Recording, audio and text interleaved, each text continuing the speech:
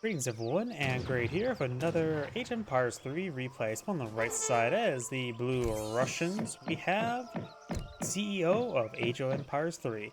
On the left side as the red Italians, we got Sushi Hut. It looks like he's invested some wood into the market. He may do the same with the house. And we do already have a deck selected for the French Italian. Probably because the last game had French. The number one deck, let's see now. Infantry hit points and hand attack. No broken lance, none of the mercenary companies in Age 2. So it's not going to be Fast Fortress, because there's no coin shipment here. It does have a number of the Lombard cards.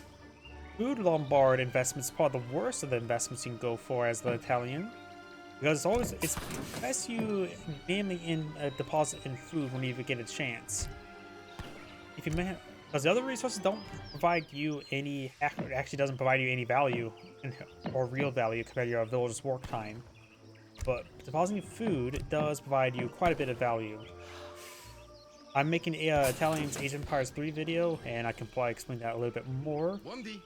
But overall, the short answer when it comes to Lombards, what you should manually deposit in, you should try to either constantly manually deposit in food, but you should try to avoid manually depositing coin or wood because they don't give high enough returns based on your village work time. Depositing food or wood or coin is into Lombards is more preferable than trying to buy and sell those items with the market. He is going for steel traps as well. Looks like he managed to find a good amount of treasures on the map to get the 2 food collection research going. We got the wood triple research with Russian. Let's see. Looks like standard Russian as the Boyar's fences will form a Czar, so it's actually not super standard Russian. But anything heavy in streetlets is pretty much standard Russian. Cavalry combat, noodle regiments. So maybe more infantry focus with some cavalry archer in return. He does have the Tsar Bombards. Tsar Bombards are basically Imperial Age Great Bombards.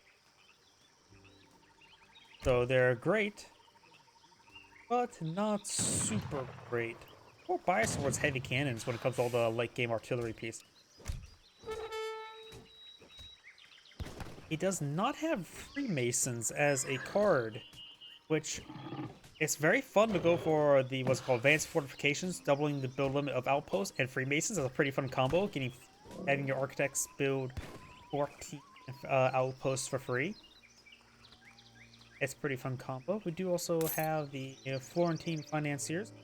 Wood deposits probably the best deposits shipments you can get for your Lombards. That's definitely good. While manually depositing wood into your Lombards is horrendously bad. Plays Arsenal. Oh, that's... But no hand mortar resource. These are the type 6 Grenadiers. That's a weird card to get on its own.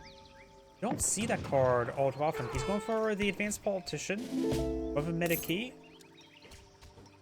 which will, of course, let's see, provide him 1 additional villager, and of course makes the age up faster. Medicae provides, what, 1 or 2 settlers and a Lombard. If I'm remembering correctly. We'll manage to get his upgrades going, getting a nice 18th villager age up because of that. His opponent's at 14, so he has a pretty good villager advantage. The Russian player does not have any villager cards. Russians get villager cards? Can't remember. I don't play Russians. Italians can't get villager cards. At 20 villagers. We got the Mango Grove put out next to this one's blockhouse. Does that provide vision? I have no idea. No. I'm not sure why he pulled the mangrove grove there, but he did. Multiple block houses in one field. What did the Russian age up with? Was it Logistican? 35 population. 20? Yep, he nope, he did not go Logistican, so I'm not sure what he aged up with. Got the recruit now. Going forward, got a pretty good aggression, good involved with the Russian player. Hussars probably a bad choice against recruits since they are musketeers, they have a bayonet.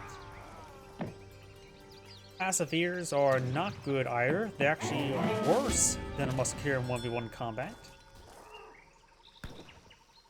Granted, these are recruits, which are musketeers, but still.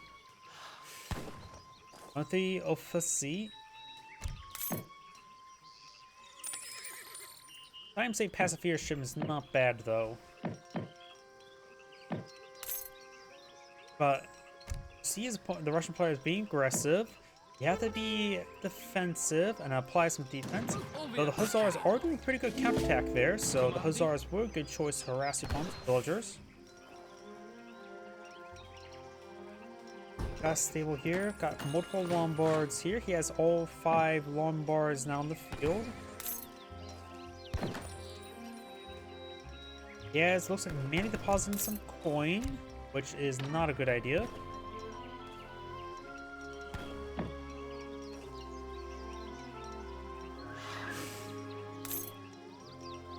And going for gaslighting, a research we simply won't talk about. As well as mission fervor, so he's going for the church research to get extra villager production, extra villagers going. Got the frontier defenses. Nope, Cancer's going for the infantry points. Incomplete Lombard here, so he only has 4 Lombards at the moment, technically.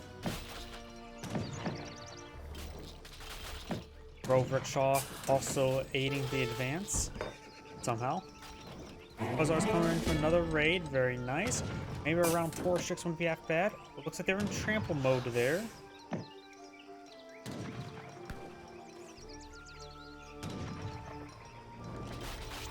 Birds don't have good torch damage, 16.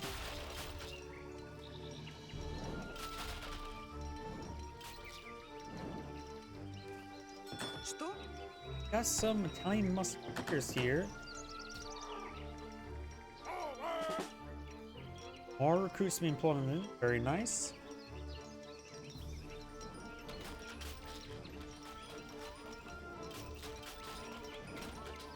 Russian player, okay, going for, nope, does go for the villagers. 22 versus 32. Handful of villagers up here. Musketeers being pushed down south. This is where his barracks located at. Got some of the Cossacks here.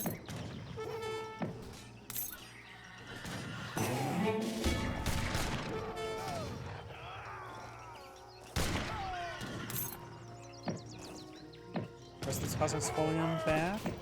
Recruits pushing down some of the Lombards. He's now down to 4 out of 5.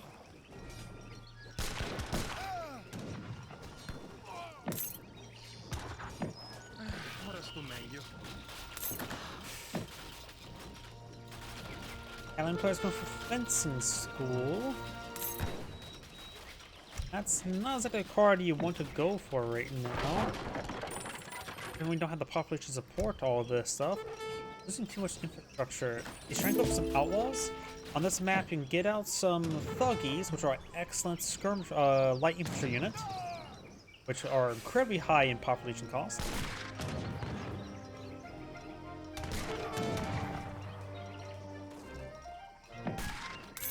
I think like 2 thuggies should be able to one-shot a recruit. They have like, what? 30-something damage? Yeah, I think 2 thuggies will one-shot a recruit. Got a round of Strelets here. Should be decent against the Musketeers. And okay versus Hussars. Villagers here getting hit as well. That's not good for the Russian player. We've got more Italian Musketeers pushing forward. And the Italian Explorer will go down.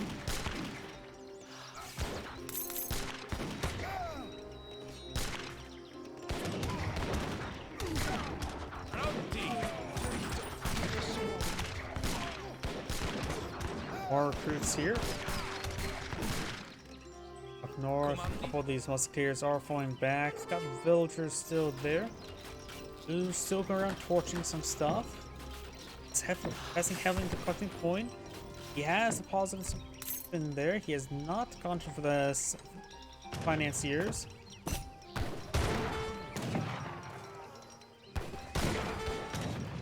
Oh, looks like militiamen were brought on in and immediately get killed off. Looks like they may have been at 1 health. Explorer here to draw some fire. Distract his opponent for about, let's see, 2 volleys, each one at 3, so approximately 6 seconds at bottom time for.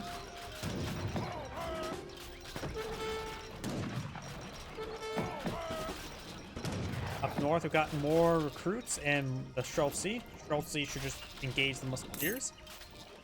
Bazaar's heading up north, trying to engage some villagers over here. Only 2 villagers inside the town center, so it's not posing any threat to these recruits. Has villagers all up north, and he's trying to evacuate north. Overall, the Italian player did a good job harassing his opponent's villagers. He has 40 villagers at the moment versus opponent's 27. But he did not properly defend here. He definitely should have gone for some of the outlaw skirmishers. There'd be 6 population each, but they're definitely worth it. 5 of them may have been enough to deal with all these recruits, give them enough proper micro. Oh, they had 135 health? 120 health.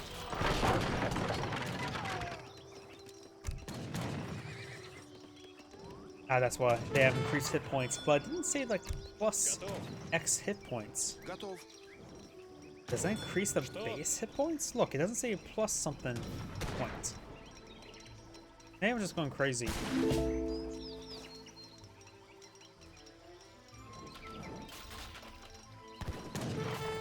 A couple outposts being deployed out here. More Cossacks being deployed on in. Hussars getting some villager kills. The Russian players down to 24 versus 40.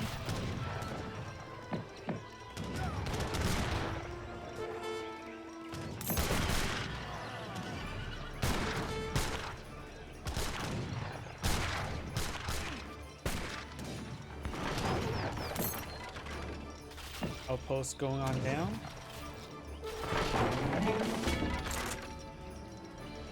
I was going for more frontier defenses.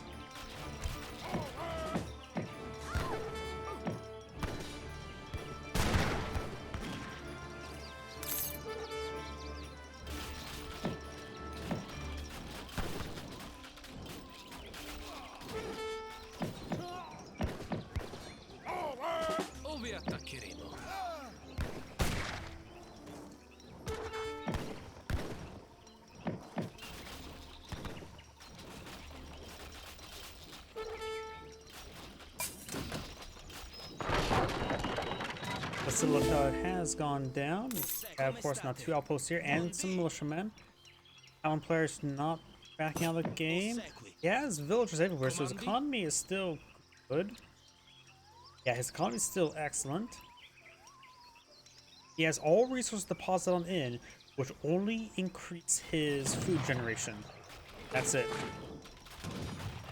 Because if you deposit both, if you deposit food, it gives you half the amount in return in wood and coin.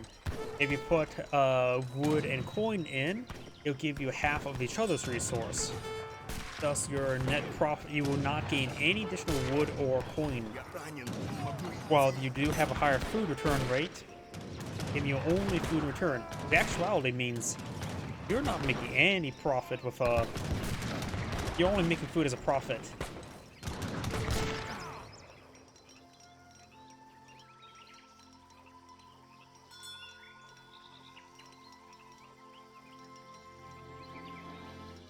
Even though numerically you get more resources depositing wood or coin in, you actually, based on your labor loss of your villagers' collection rate, is you actually lose income by throwing wood in. You come out somewhat even, but still not great by depositing coin. And you deposit food, you actually get a return, weirdly enough. I can pull up a slide I have making my Italian video that somewhat breaks it down. That's all I want. Oops, sorry, I hit my microphone. This cold weather is drying out my lips, so I've been constantly licking my lips. I need to get some chapstick. Hussars taking a pretty sizable volley there from the recruits.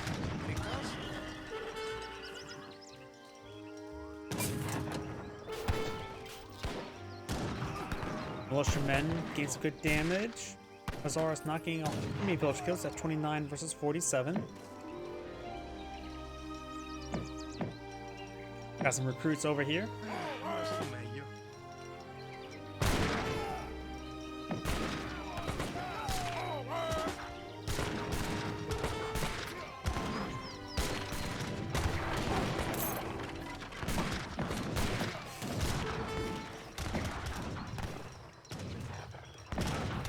Villagers evacuating into the blockhouse. Does escape out in there. Safe enough for the time frame. Got another blockhouse here. And we got a good amount of blockhouses already on the field, so getting a lot of attrition damage as he starts moving through opponents' lands.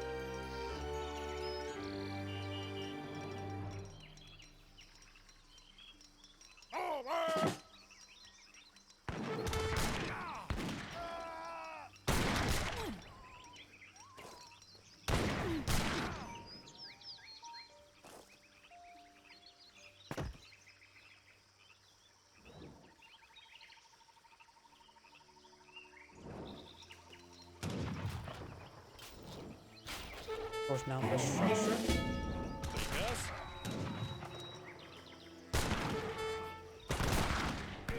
Got some militiamen still here as well. Militiamen do have good damage output, 26, and tend to be very bulky because people just overkill them way too hard. This blockhouse may go up. Got some of the recruits pulling out their bayonets and engaging the hussars. Very nice, very good micro there. You may lose a villager or two. Right now it's at 35 versus 52. Clears, takes some damage there. So we've got all these recruits here. Regis has done a great job harassing and in village production, but he's been losing these battles, which has caused some massive issues. He's unable to get a large enough arm to engage his opponent's arm because of that. He does have extra hit points at the moment, giving a little bit extra durability in his musketeers.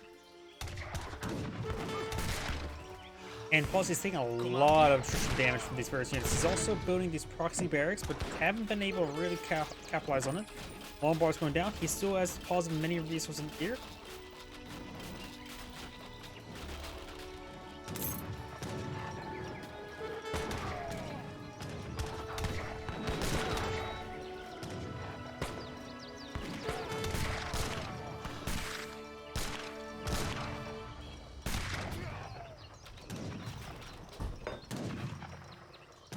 Kind of plays now aging up to the bishop, which gives him a second town center. Even better go for what's it called, the adventurer or marksman, whichever one gives him a bunch of passive ears, because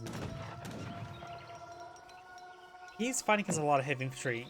And even though he ages up, he will not have access to a proper skirmisher, because Burger Saligari are age 4. He needs falconets. The Grenadiers may be a good option as well. Actually, Grenadiers are probably his best option. The Falcons and the Grenadiers.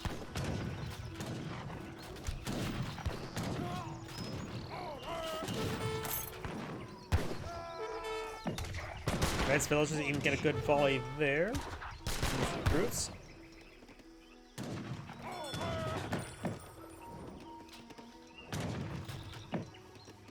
Bruce pushing way forward. Blue may want to eye for some more units with higher siege damage. Here's what the performances are, and I don't know what all if you can get from there. I know you can get counter dragoons, which are dragoons, not counter dragoons, that offer a little bit higher stats and a little bit bonus damage like cavalry, but nothing too nothing extreme as counter Jaegers or Chevonze, Chivavazone, or Chivavone, how to pronounce it, the Italian Slavs.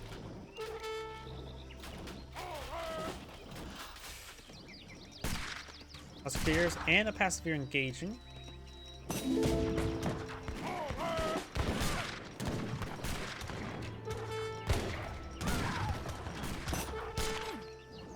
Raise boosted the villagers here. Very nice little pick there for blue. Raise getting some villager kills. Taking out the Lombards. Are a nice idea, but not actually super impactful. Because it's still not deploying out any of the thuggies. Maybe there's some sort of mercy you can get from the Lombards, but those are completely random, so I have no idea what you can get. He has some collection of books. That must have been from the Age Up, the Advanced Politician.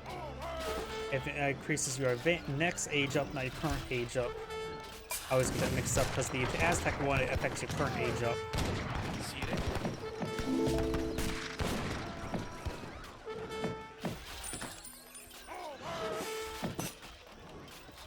Something, a wagon went down that, and maybe in a covered wagon. No cover on that wagon. Who needs to focus down over here? There's a lot of villagers and a handful of musketeers. Clean up down here quite nicely. There's a barracks down here. Red's just being everywhere. But he is basically being everywhere.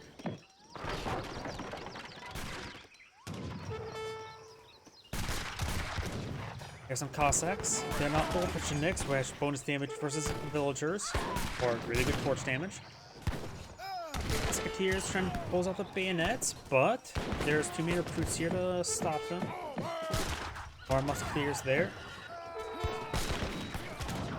There's this 10% up there. The Italian player is down 30 villagers, while the Russian player now is 37, and this is where Red will start rapidly collapsing, losing too many villagers.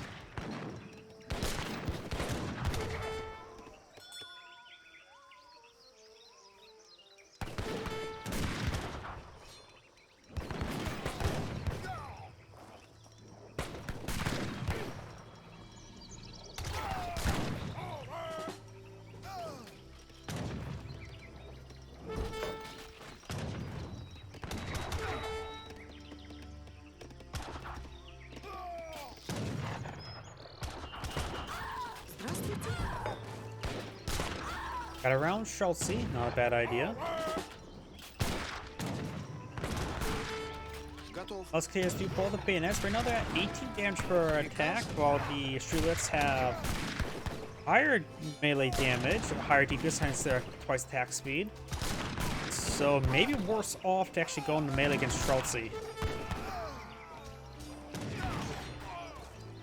Musketeers' damage output may be higher in melee as well, but I think they will receive more damage in return. Hard to say. Strelets are Strelets, which means they are dirt cheap.